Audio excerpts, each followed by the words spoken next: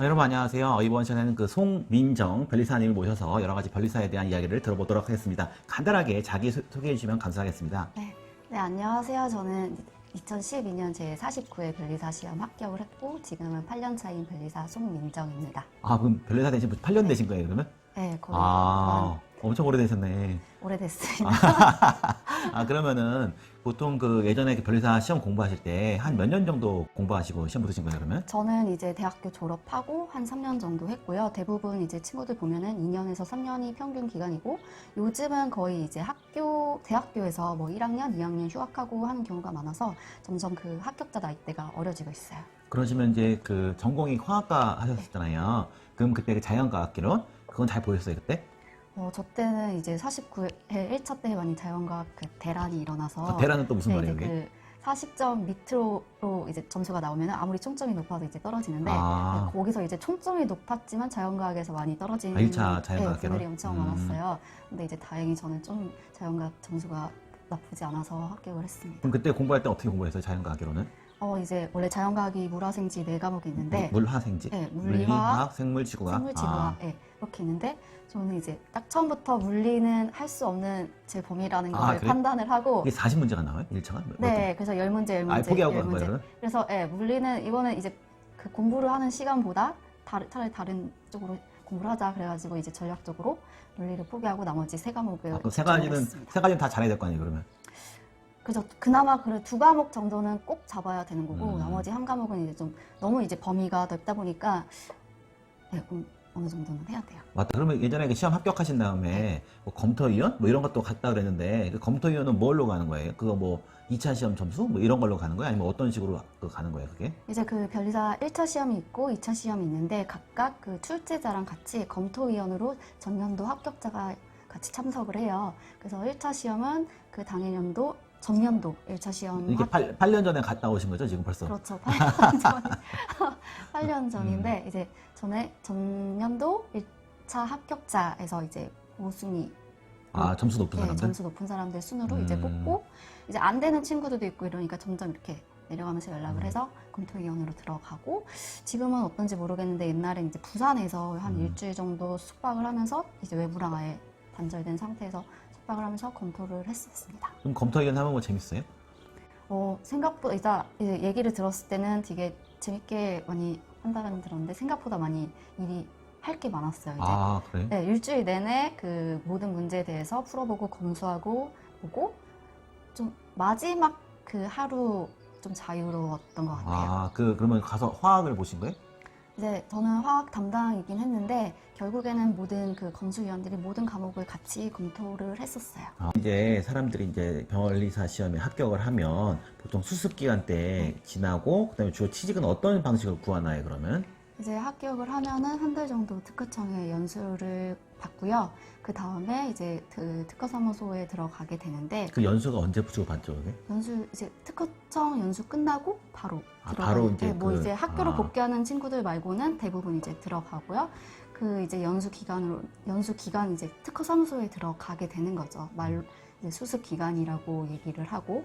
근데 특허사무소가 크게는 이제 2종류가 있는데 하나는 국내 사건을 처리하는 이제 국내 특허사무소가 있고 이제 다른 하나는 외국에서 해외에서 국내로 들어오는 사건을 처리하는 이제 인커밍 사건이 그럼 있어서 그 둘만 가는 거예요, 그러면? 크게 이제 업무를 나눴을 때 2가지가 되는 거고 뭐 당연히 대형 특허사무소나 특허법인에서는 모든 일을 처리를 하겠지만 이제 분업 전문화가 되어 있어서 자기가 어느 정도 선택을 할 수가 있는 거죠. 그래서 약간 나는 이제 국내 건을 처리하고 싶다고 하면은 국내 특허사무소, 국내 사건을 처리하는 특허사무소 위주로 찾아보면 되는 거고, 나는 이제 인커밍 약간 인커밍은 외국에서 들어오는 거라서 주로 하는 업무가 뭐 번역이나 이제 그 의견서 이제 외국 회사 해외 대리인이랑 이제 메일로 서신을 받는 거 그런 것들을 주로 하고 있는데. 이제 영어나 뭐 일본어 쓰는 경우가 많죠. 맞다. 그럼 그때 수습 때는 연봉을 보통 얼마나 받아요? 수습 때 이제 지금 저 8년 전이랑 많이 차이가 안 나는 걸로 알고 있는데 8년 전보다 더 올라갔어요? 쭉 차이가 별로 안 올라간 거의 것 거의 같아요. 비슷해요? 네, 거의 아. 비슷하거나 오히려 좀 떨어진 걸로 떨어졌다고? 알고 있어요. 대충 네. 그때는 얼마씩 받았나요, 저희 수습이? 때는 평균이 한 4,500에서 5,000 정도. 아, 그게 네. 뭐지? 새 전인가 새 후인가 이렇게? 세전으로. 아, 세전으로 네, 하고 4,500 있어요. 정도? 네. 지금도 비슷하다고. 제가 알기로는 오히려 조금 낮아졌다고 한 것 같아요. 그럼 나중에 그게 올라가긴 올라가나요? 수습 끝나면은? 수습 끝나면 이제 조금 오르는 폭이 다른 업종에 비해서 높기는 해요. 그러면 이제 보통 예전에 인하우스도 하셨다 그러는데, 그러면 그건 어떻게 가는 거예요, 그러면? 이제 크게 변리사들이 가는 일을 하는 게 특허사무소 말고도 요새는 점점 다양화가 돼 가고 있는데, 이제 대기업에 들어가는 경우, 저희는 이제 인하우스라고 하는데, 대기업에 들어가서 그냥 이제 직원이 되는 거죠. 그래서 뭐 대리, 과장 이렇게 시작을 해서 일반 회사원분들이랑 똑같이 하는 게 있고. 아, 그러면 월급도 똑같이 받고 하는 일도 똑같아요? 뭐 어떻게 돼요? 이제 거기서는 뭐 법무팀이나 특허팀에 들어가가지고 특허 관리를 하는 거죠. 그 회사에서 가지고 있는 지식재산권을 관리를 하는 업무를 주로 하고 있죠. 그러면 그 변리사라고 뭐 수당을 더 주거나 이런 건 없고 그냥 똑같이 받는 거죠? 수당을 주는 데가 많지는 않은 걸로 알고 있고요. 네, 그냥 회사원이라고 보면 됩니다. 아, 그러면 예전에 산학회였다니까 여기 또 뭐 갔다 네. 오시다 그러지 않았어요, 예전에? 이제 그리고 이제 대기업이 있고 이제 학교나 이렇게 생각보다 우리나라에서 그 연구를 하고 있는 공공기관이 꽤 많아요. 뭐 키스트나 이틀이나 이런 곳에도 이제 사내 변리사로 들어가서 거기는 이제 그 교수들이나 연구원들이 하는 기술을 이제 관리를 해주는 일을 많이 하고 그러면 있어요. 대충 비교하면 네. 뭐 인하우스나 뭐 산학이나 아니면 진짜 변리사 사무소나 대충 일의 강도가 다 비슷해요? 약간씩 달라요? 어때요, 그게? 일의 강도는 이제 당연히 같지는 않고요.